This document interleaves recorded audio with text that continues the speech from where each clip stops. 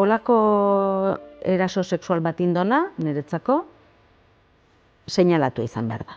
Hilda dau, bai, bai, hilda dau. Suertez, juntzan, de rositas.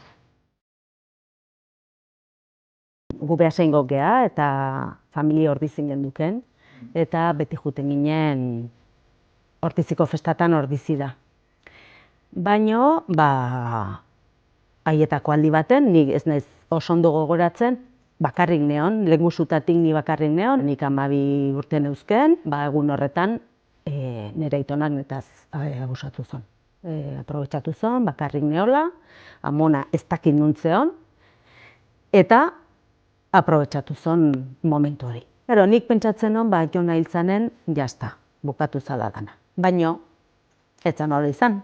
Batez ere, umek hartu zutenen nik abusua jasanon adine, hori da bate kontrola galdunan. Nahi bezala, nik uste biktima gehienai azkenen zu kulpable sentitzen zea gertatu danaz.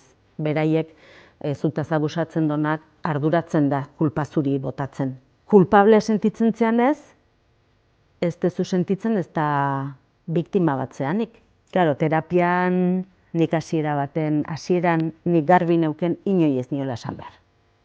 Baino iritsi zen momentu bat esan behar haukin ona. Sinistu danak eintzidaten dudaipe, sinistu bai, baino kuestion hau zergatik jokatzen deun hola, baita. Esateko momentue pentsatzen dezu dela, esan nahi dezu, baino hilda dago, beraia hilda dago. Orduan, ezin dezu ezerrain, familia bezala ez zitzaidala zezerrin barko za. Eta horraz izan arazoa. Zati jendea batzuk, batez ere jarri ziren kontran. Nere sendabiden gainetik jarri dute bere gurason edo beraien lasaitasune.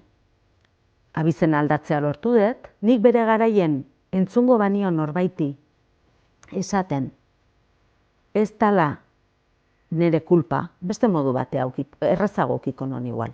Olako gora berak izango ditut, baina ni bai notatzen naiz hobeto.